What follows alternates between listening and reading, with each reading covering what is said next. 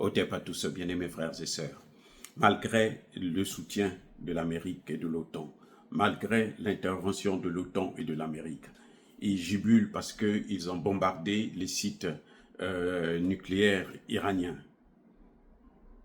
Très bien. Je peux vous garantir que ça, ce sont les signes de la fin, ce sont les signes du déclin, parce qu'ils sont en perte de vitesse. Quand vous voyez comme ça, là, ils sont en perte de vitesse. Un président américain doit être lucide. Écoutez, je répète, un président américain doit être lucide. Ça, c'est le manque de contrôle. C'est le manque de contrôle. On sait que cette guerre, ce n'était pas Israël. Ce n'est pas Netanyahou. En fait, c'est Trump lui-même qui faisait la guerre contre l'Iran. Maintenant, il a vu que continuer à se cacher, ça ne marche pas, alors il sort sa face. C'est comme on a vu en RDC. Kabila, Kagame, ils ont utilisé des proxys, hein, les Nanga, les Bissimwa, toute la clique de bandits, de criminels.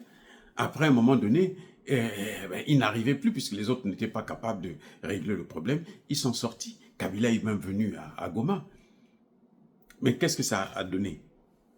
Kabila actuellement est en fuite. Kabila cherche à parler avec Tshisekedi parce qu'il veut rentrer. Il a perdu 7 milliards de dollars américains. C'est parti au fumée.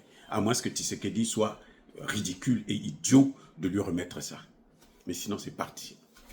Vous voyez? Donc, c'est le cas de Trump.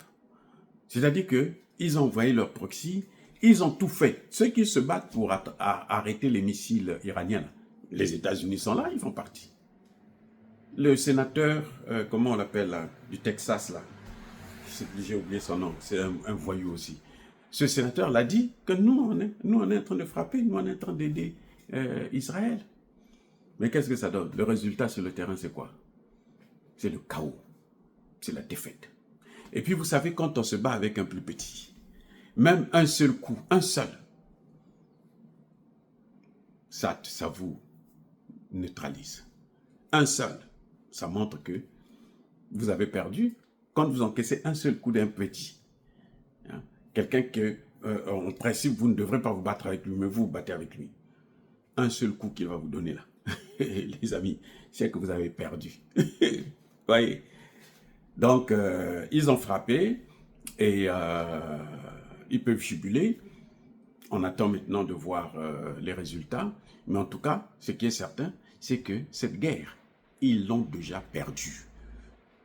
Ça, c'est parce qu'ils savent qu'ils ont perdu la guerre. Pour sauver la face, ils sont obligés d'utiliser des moyens non conventionnels. Parce que le secrétaire général de l'ONU est clair, le directeur général de l'Agence internationale pour l'énergie atomique est clair là-dessus, qu'on ne peut pas et on n'a pas le droit de bombarder ce genre de site. Même la directrice de la CIA, Tulsi Gabbard, celle que Donald Trump lui-même a nommée là, c'est Donald Trump qui venait de la nommer il n'y a pas longtemps. Elle a dit, l'Iran n'est pas en train de fabriquer des armes nucléaires. Et Donald Trump se permet quand même d'aller utiliser ces armes les plus lourdes pour faire le plus de morts possible du côté d'Israël et plutôt du côté de l'Iran. C'est juste criminel, c'est tout. Ça n'a rien de scientifique, de politique, de stratégique. Non, il y aura des lourdes pertes, mais ils ont perdu la guerre. Ils ont perdu la guerre. Les amis, soyez bénis.